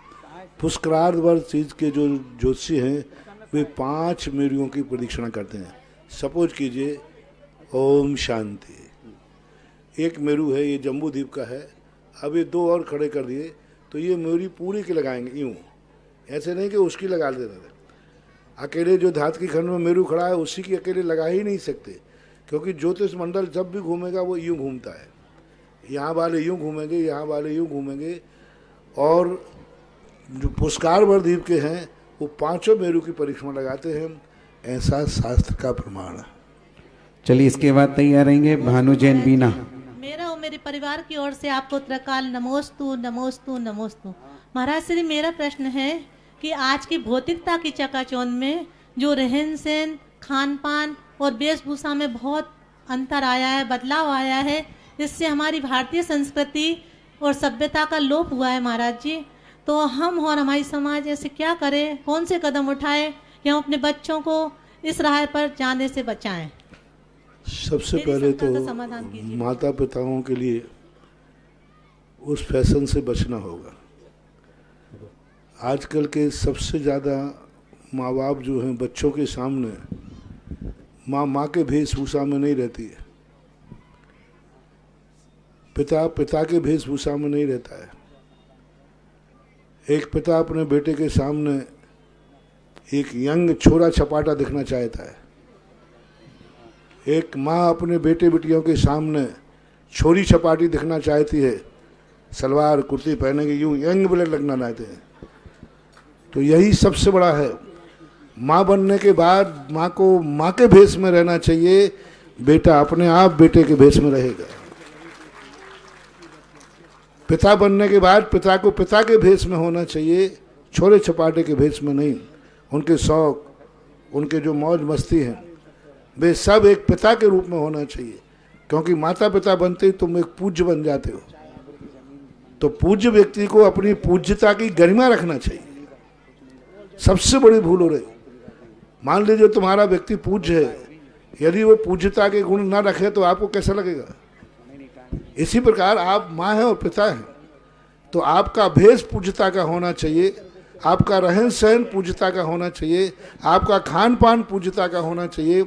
और यदि माता पिता अपनी पूज्यता का, माता पिता के भेष में रहन सहन खान पान में रहेंगे तो 95% बेटे भी अपने माँ बाप की नियत के अनुसार चलेंगे। नकल करते हैं माँ बाप, आज सबसे ज्यादा माँ बाप बिगड़ रहे हैं। आप महिलाओं के वेशभूषा देखो, छोरी भी क्या लगेगी जो दादी लगती है। हाँ, ऐसे कपड़े पहनती है और ऐसे चश्मा लगाती है कि जो समझ में नहीं आता कि ये दादी है, हीरोइन फेल है। तो ये सब चीजें कहीं ना कहीं से बड़ों से विकृति होती है। छोटा कभी विकृत नहीं होता, छोटे को हम विकृत करते। पहला कपड़ा जो भी फैशनेबल आता है बच्चा अपनी चॉइस से नहीं लाता, माँ बाप अपनी चॉइस से लाते। अभी बच्चा सामने आपके स्टेज पर खड़ा है, इसके जो कपड़े हैं ये इसकी चॉइस के हैं कि इसके मम्मी पापा के? मम्मी पापा के। बोलो, आप बोले मम्मी पापा की चॉइस। अब जब मम्मी पापा इसको हीरो बनाना चाहेंगे तो क्या करेंगे? बचपन से ही यदि माँ बाप इसको धोती दुपट्टा पहना है, देखें वो ब्रह्मचारी कैसे नहीं बनता है। ताली बजा रहा वो भी। नमोस्तु महाराज जी, नमोस्तु महाराज जी, तो कहीं ना कहीं हमारी खोट में बहुत बड़ी खोट आ जाती है, ऐसा माना। चलिए, इसके बाद तैयार रहे श्रीमती शोभा सिंघई। हे प्रभु, कोट कोट नमन, कोट बंधन, कोट आभार। मेरी जिज्ञासा है कि जागृत अवस्था में की गए शुभ अशुभ कार्य और स्वप्न में की गए शुभ अशुभ कार्य के फलों में क्या अंतर है? जिज्ञासा का है, क्योंकि स्वप्न में व्यक्ति जो है कर्म के अधीन हो जाता है और कर्म के अधीन होकर जो कार्य करता है, हालांकि उस समय उसका उपयोग उसी रूप होता है, कर्मबंध बराबर होता है, लेकिन उतना कर्मबंध नहीं होता जितना कि जागृत अवस्था में करता है। क्योंकि जागृत अवस्था में वो प्री प्लानिंग करता है, बहुत से समरम समारंभ आरंभ करता है, और स्वप्न दशा में एकाएक कर्म की परिणति की चपेट में आकर के उसके परिणाम ऐसे हो जाते हैं। दोनों में बहुत अंतर है, एक ज्ञात में आएगा और एक अज्ञात में आएगा। आगे तैयार हैं डॉक्टर तनिष। क्या हुआ? शोभा सिंह ऐसे ही मेरी आराध्य गुरुवर, मेरी तरफ से आपके चरणों में बारंबार नमोस्तु नमोस्तु नमोस्तु। गुरुदेव, मेरी यह जिज्ञासा है कि जो मंदिर जी में प्रतिमा जी विराजमान होती हैं वो अरिहंत जी की होती हैं या फिर सिद्ध जी की होती हैं? हमने पाठशाला में पढ़ा है कि अरिहंत जी के 4 कल्याणक होते हैं और सिद्ध जी के 5 कल्याणक होते हैं, तो हम प्रतिमा जी किसको माने? इनके 5-4 ही कल्याणक किए जाते हैं, अनंत भगवान की मूर्ति ही विराजमान की जाती है।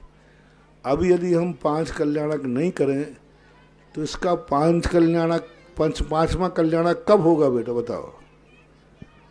कभी तो करना पड़ेगा ना, 4 के बाद 5।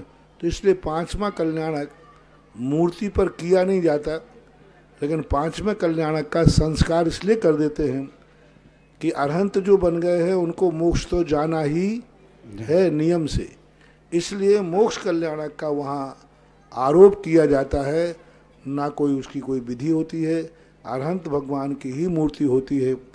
5वां कल्याणक उस इतिहास को, वो मूर्ति फिर जब खंडित हो जाए तो फिर काहे की फिर मोक्ष होगा, तो उसका एक संस्कार किया जाता है। होते 4 कल्याणक ही हैं, 5वां कल्याणक आपने देखा कितने जल्दी हो जाता है। 4 कल्याणक, चारों कल्याणक में 24 घंटे लगते हैं, और 5वां कल्याणक सुबह सुबह 2 घंटे में निपटा देते हैं।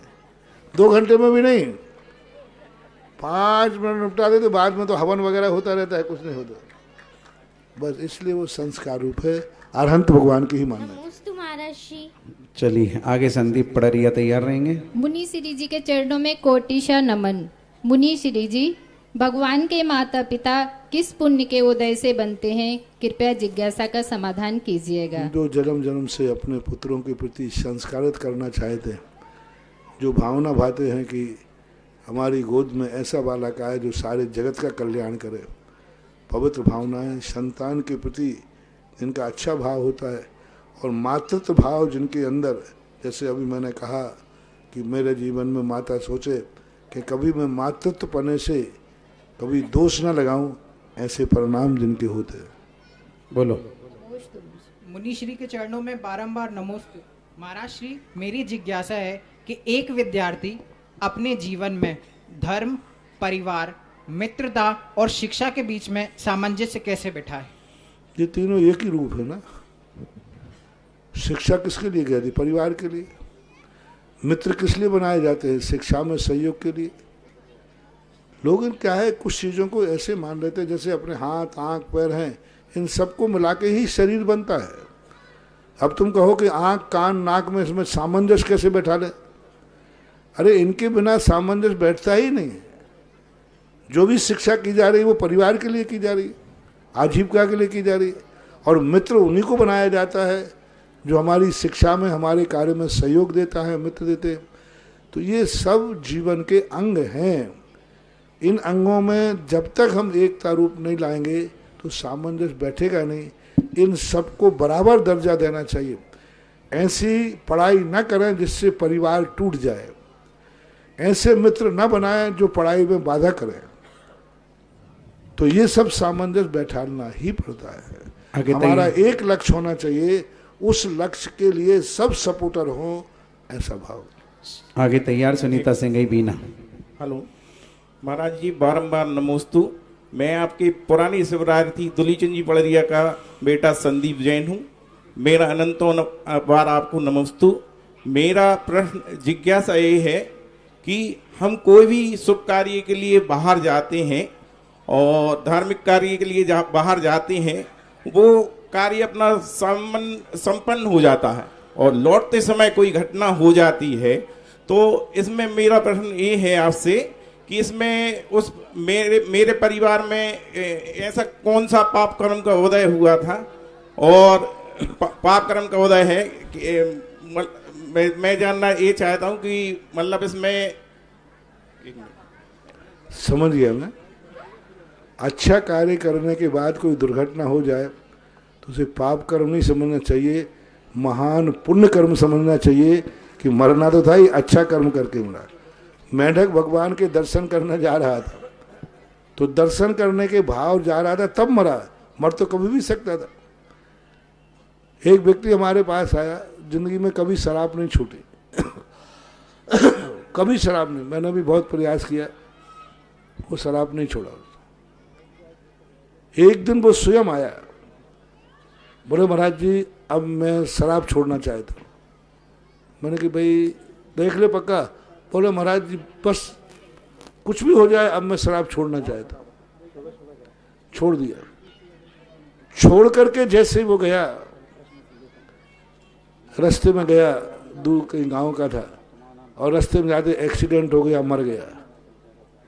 अब बोलो शराब छोड़ने से मरा कि शराब छोड़ करके मरा? अच्छा क्या हुआ? शराब नहीं छुड़ाते तो शायद मरता नहीं। भाग्य देखो उसके पुण्य के उदय, जिंदगी भर शराब नहीं छोड़ी, जब मौत आ गई थी तो उसके पहले घंटे भर पहले शराब छोड़ दी, उसने जिंदगी भर का अंत में सब कुछ सुधार लिया। अब इसे पुण्य का उदय माने शराब छोड़ने के बाद कि पाप का उदय? पुण्य का उदय कि पाप का उदय?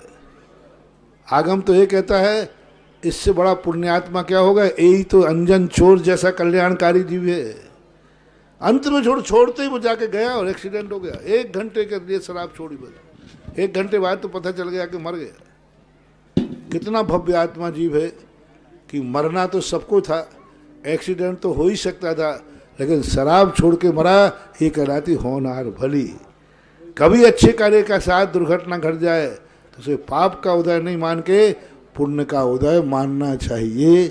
यही आगम की परंपरा। अजय जैन खोरई तैयार रहेंगे। मम आराध्य गुरुदेव परम पूज्य गुरुवर के चरणों में बारंबार नमोस्तु। महाराज जी, बड़ी बजरिया में मंदिर का निर्माण कार्य चल रहा है। अभी कुछ अशुभ कर्मोदय से वह कार्य रुका हुआ है। हमारी एक जिज्ञासा है वह क्षेत्र शीघ्र विकसित हो और तीर्थ क्षेत्र का विकास निर्माण कार्य शीघ्र चालू हो सके। उस क्षेत्र का क्या नाम दे सकते हैं? कोई तीर्थ क्षेत्र जिस तरह से बन सके तो क्षेत्र का क्या नाम दे सकते? मंदिर बन रहा है, तीर्थ कैसे बनेगा? निर्माण कार्य अभी चलना है, चालू है। नहीं, देखो जो किसी कॉलोनी में किसी को बनाया जाता है, ऐसे झूठे तीर्थों के नाम मत रखो। ये मंदिर कहलाते, चैत्यालय कहलाते, तीर्थ वो कहलाते जिसको जगत के लिए बनाए जाते। बड़ी बजरिया होगा, इटावा होगा, ये सब मंदिर है, इनको मंदिर के रूप में ही बनाइए, ज्यादा ख्वाब मत देखिए। चलिए सुनीता जी सिंह। मुनि पोंगम श्री 108 सुधा सागर जी महाराज की जय। महाराज श्री के चरणों में मेरा और परिवार की ओर से बारंबार नमोस्तु। महाराज श्री, मेरी शंका है, जो वर्तमान में 24 तीर्थंकर हुए हैं उनके तो पंच कल्याणक मनाए जाते हैं, मगर जो भविष्य में आ रहे हैं 24 तीर्थंकर, उनके पंच कल्याणक हम सबको कभी देखने मिलेंगे या उनका पहले से हो चुका होता है? नहीं होंगे उनके आगे, लेकिन भूत प्रज्ञापन, भावी प्रज्ञापन नए की अपेक्षा वर्तमान में उनके 5 कल्याणक मनाने की परंपरा है। क्योंकि पूज्यपाद स्वामी ने तीनों जिन भगवानों के लिए भूता नागत वर्तमान समय तेभ्यो जिनेभ्यो नमः। भावी तीर्थंकरों को भी नमस्कार किया है, तो अपन उनको भावी नैगम नय की अपेक्षा पंचकरण करके स्थापित कर लेते हैं। उनके वास्तविक पंचकरण तो भविष्य में ही मनाए जाएंगे। लास्ट जिज्ञासा के लिए तैयार रहेंगे नामी नंदन ट्रस्ट कमेटी के सभी पदाधिकारी। हेलो गुरुदेव, नमोस्तु नमोस्तु नमोस्तु। खुरई समाज की तरफ से सादर नमोस्तु नमोस्तु नमोस्तु। सूर्य मंत्र क्या कहलाता है? क्या पाषाण को भगवान बनाने के लिए यह मंत्र जरूरी है? सूर्य मंत्र वो कहलाता है जो साधक आचार्य अपनी साधना के माध्यम से जो चैतन्य शक्ति प्राप्त करता है, वो उस मूर्ति में स्थापित करके वो पाषाण की मूर्ति को चैतन्य बना देता है, वह सूर्य मंत्र। सूर्य मंत्र के बिना मूर्ति जैन दर्शन में स्टेचू है।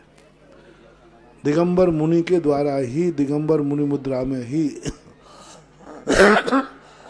सूर्य मंत्र दिया जाता है, नग्न मुद्रा में नहीं, दिगंबर मुद्रा में। दिगंबर मुद्रा का अर्थ पीछे होना जरूरी है। कई पंडित लोग क्या कहते हैं, कपड़े उतार करके सूर्य मंत्र दे दो।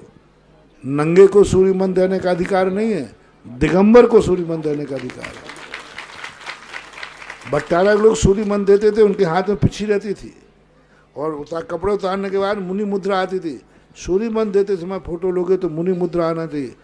किसी भी शास्त्र में नहीं लिखा, एक धागा भी है तो वो सूर्य मंत्र नहीं दे सकता। और कपड़े उतार कर नंगापन में भी सूर्य मंत्र नहीं दिया जा सकता।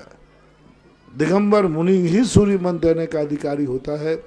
उसके बिना जो मूर्तियां प्रतिष्ठित होती हैं वे पूजनीय नहीं है, वंदनीय नहीं है, अभिषेक के योग्य नहीं है, वे स्टेचू हैं। स्टेचू होता है।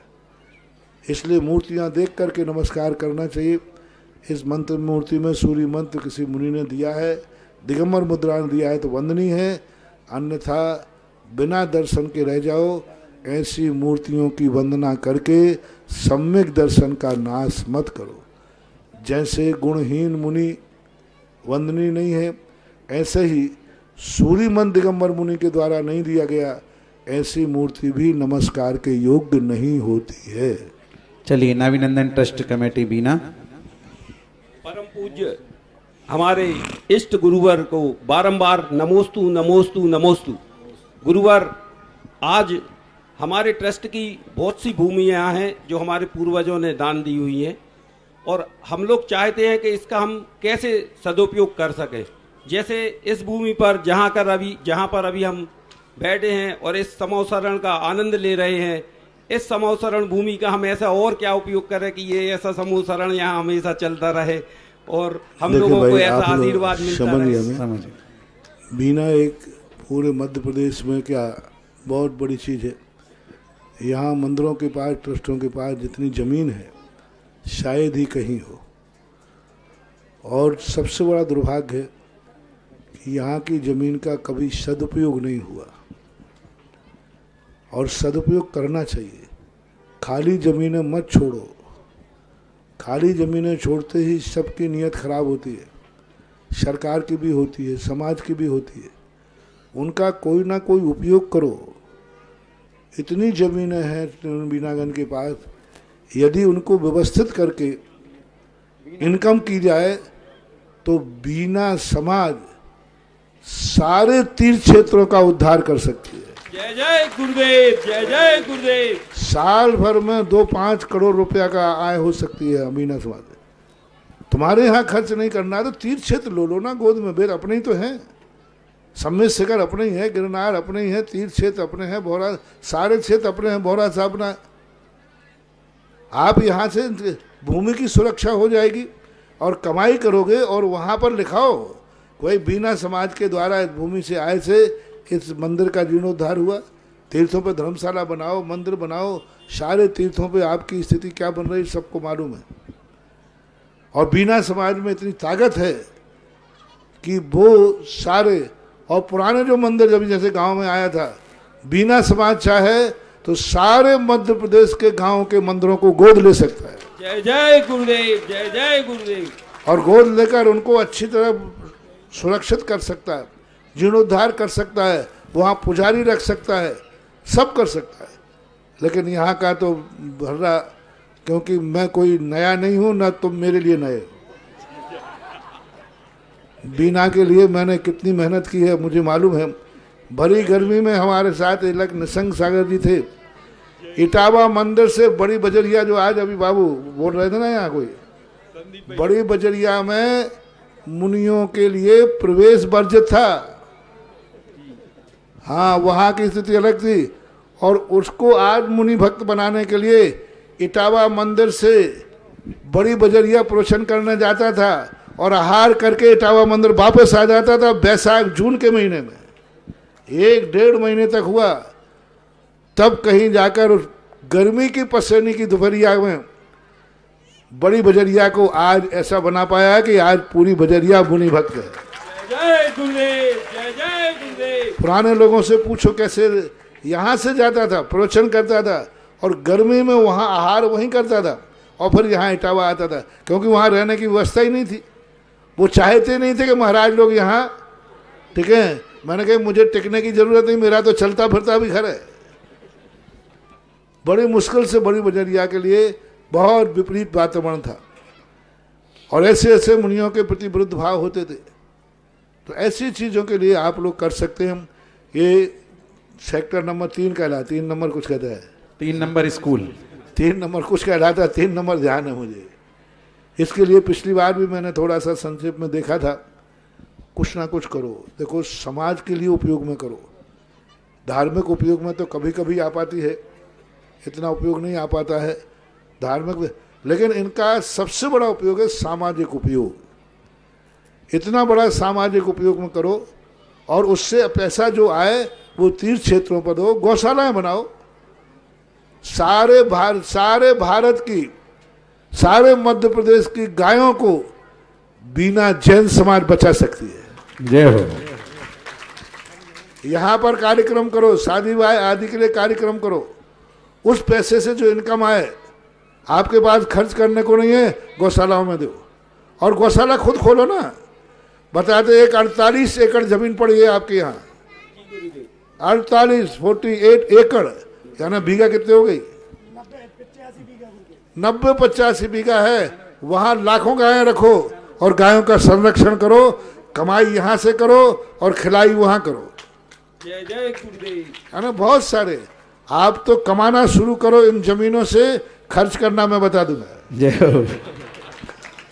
तो मैं तो सारे भारत में घूमता रहता हूँ। आप कमाई तो करो। देखो बरसों से जमीन पड़ी है, कितने कब्जे हो गए थे, कैसे कब्जे खाली करा पाते हो? कब्जा एक दिन में होता है और खाली कराना जीवन लग जाता है, बहुत मुश्किल हो जाती है। जितनी जमीन खाली नहीं है खाली कराओ। जो खाली हो चुकी है उसमें तुरंत कोई ना कोई निर्माण कार्य करो और समाज के काम में लाओ और समाज के उपयोग में लाओ। स्कूल चल रहा है, बढ़िया, बहुत अच्छी बात है। और स्कूल का विस्तार करो, कॉलेज बनाओ, करो। जमीन को खाली मत छोड़ो। ये मेरा संकेत है, उपदेश है। और यदि तुम मुझे अपना मानते हो तो आदेश है। जय जय जय गुरुदेव, जय जय गुरुदेव। क्योंकि परायों को आदेश नहीं दिया जाता, अपनों को आदेश भी दिया जाता है। बहुत अच्छी चीजें आज समाज में बिना के बाद कोई सामाजिक पर्पस के लिए कोई कहीं स्थान नहीं है। आज पहली बार मैं इतने बार आया, एक मैदान में मुझे बैठा रहा, नहीं तो वो इटावा मंदिर की छती थी बस वही हाँ वहीं पर पहली बार देख करके लगा कि कोई ऐसा बढ़िया स्थान बनाओ, मल्टीपर्पस स्थान हो, समाज के भी काम आवे। जब साधु संत आ जाएं तो उनके लिए भी काम आवे। आजकल तो बहुत अच्छे अच्छे नक्शे बनते हैं। तो मेरा कहना है जितनी ज़मीन यहाँ खाली हुई है, इस ज़मीन का जितने जल्दी हो भवन निर्माण करके समाज के सोशल कार्यों में आना चाहिए और कमाई के लिए कहीं ना कहीं अपन अच्छे कार्यों में उसका उपयोग करें, ऐसा भाव। गुरुदेव, हम सब, हमारी कमेटी के लिए ऐसा आशीर्वाद मिले कि हम आपके इस जमीन का जो भी अच्छे से अच्छा सदुपयोग हो आपके मार्गदर्शन से। मेरा सबसे कहना है इस बार मुझे ज्यादा फंसाने का प्रयास मत करो क्योंकि इस बार मेरा लक्ष्य दूसरा है। तुम्हारा भी कोई तीर्थ है तो मेरे भी गुरु महाराज गुरु तीर्थ है। जय हो। उनकी वंदना का लक्ष्य लेके चल रहे हैं। सब लोग मेरा सहयोग करो। मैं रुकूं तो तुम रुकने मत दो। ऐसा हो ही नहीं सकता। मैं रुकूं तो तुम लोग रुकने, तो महाराज नहीं रुकना आपको, आपको आचार्य के पास पहुंचना है। यदि मैं कहूं भी कि नहीं एक आध दिन रुकने का मन है, तो तुम कहना नहीं महाराज नहीं रुकना, अपन तो तीर से चलो आचार्य के पास। तो इस बार तुम सब मेरा सहयोग करो और मेरी भावनाओं के साथ रहो। पूज्य गुरुदेव कुंडलपुर में विराजमान है और सब गाड़ियां पहुंच गई, मेरी गाड़ी जंक्शन पे तो अब क्या करें, रुकती है थोड़ा। वो सब गाड़ियां नई थी, हमारी गाड़ी थोड़ी पुरानी है, तो पुरानी गाड़ी का मार्जिन तो थोड़ा गुरुजी जंक्शन पर तो थोड़ी स्लो हो जाता है। लेती है बीच बीच में थोड़ा अनुकूलता भी। श्रवण में पूरे संघ का स्वास्थ्य खराब हो गया, एक को चुल्लक जी को आया, फिर महाराज को आया, 5-7 दिन 8 दिन वहाँ खराब हो गए। तो अब ऐसा स्थिति बन जाती है। तो इस बार तो तुम मुझे फंसाने का प्रयास मत करो, तुम्हें जो कुछ करना है इतना समय देता हूँ, कल सुबह तुम्हें जो कुछ करना है वह कर लीजिए। भगवान हमारी जंक्शन सुबह शिलान्यास सारी जो तुम्हें करना हो। सुबह प्रवचन है यहीं जी गुरुवर, सुबह का प्रवचन अपन यहीं करेंगे और उस प्रवचन के समय जो भी आपको भूमिका बनाना है। आगे मैंने कहा जो मेरे लिए मेरा सहयोग दो, मेरा साथ दो और जितने जल्दी मैं बिहार कर सकूं उतने जल्दी बिहार कराओ, तो मैं अपने भक्तों से बहुत खुश रहूंगा। रोकोगे तो नाखुश हैं और बिहार कराओगे तो खुश रहूंगा। गुरुजी बिहार तो कराएंगे पर कुछ दिनों बाद, क्योंकि पूरी ताकत लगा के मैं बिहार कर रहा हूँ, लेकिन फिर भी शरीर तो शरीर होता है। महाराज इन लोगों का कहना है अभी दूरंतो और राजधानी एक्सप्रेस भी कोहरे के कारण लेट हो रही है और ट्रेन जंक्शन पर तो थोड़ा सा समय मिलता ही है, देती ही है। और हमारे लिए ऐसा फिर कब ऐसा संयोग निमित्त हमें ऐसा मिलेगा। हम लोग चाहते हैं कि बीना बहुत प्यासा है। कुछ नहीं है, खुद ही को कर बुलंद इतना कि खुदा बंदे से पूछे कि तेरी रजा क्या है। जय हो। चलिएगा, तैयार रहे। महाराज श्री ने कहा है कि प्रातःकाल जो काम करना कर लो, प्रवास मिले ना मिले लेकिन अपने काम में पीछे नहीं चूको, क्योंकि समाज की निधि है और समाज की निधि अगर संतों के समागम में अगर लाभ ले लिया तो बहुत बड़ा लाभ अर्जित होगा। आगे की मत सोचो, गुरु संकेत है वो मानो।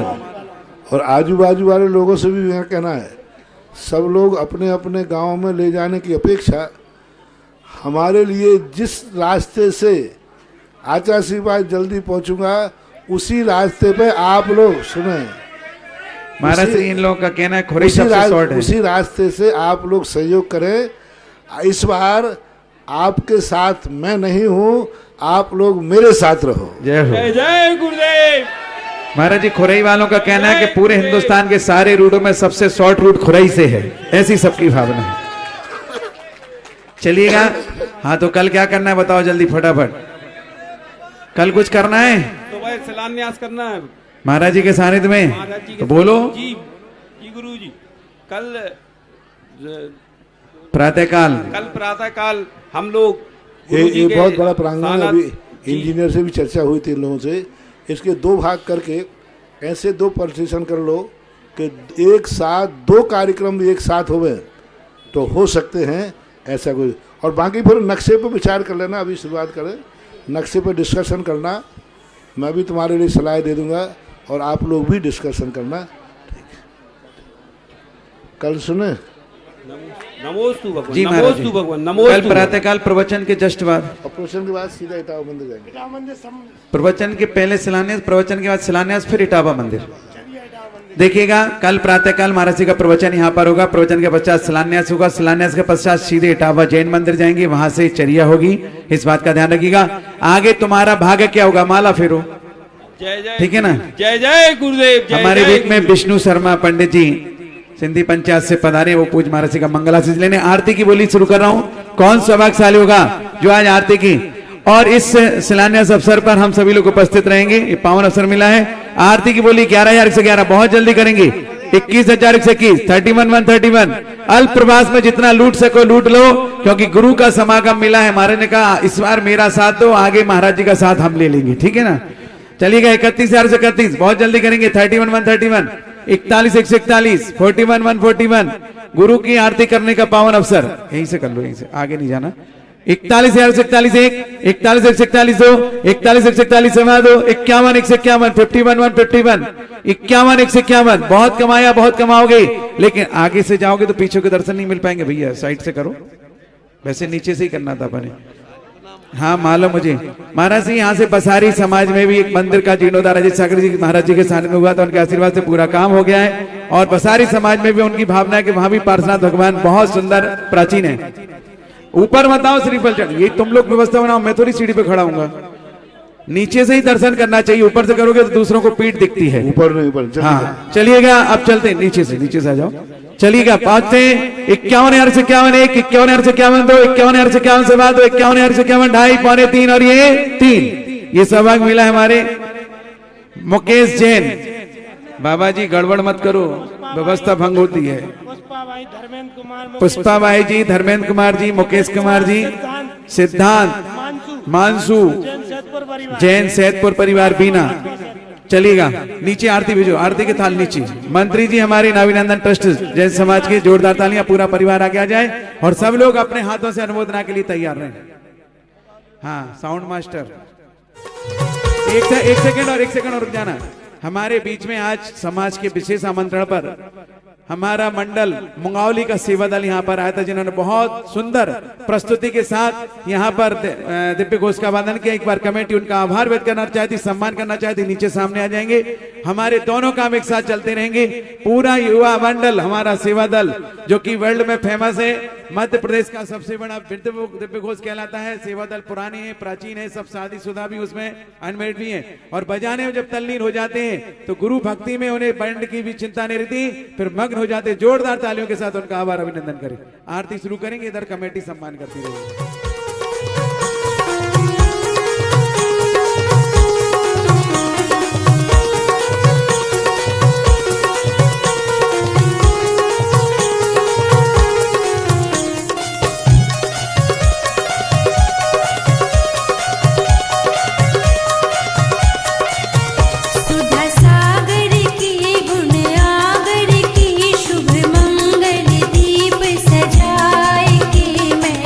आज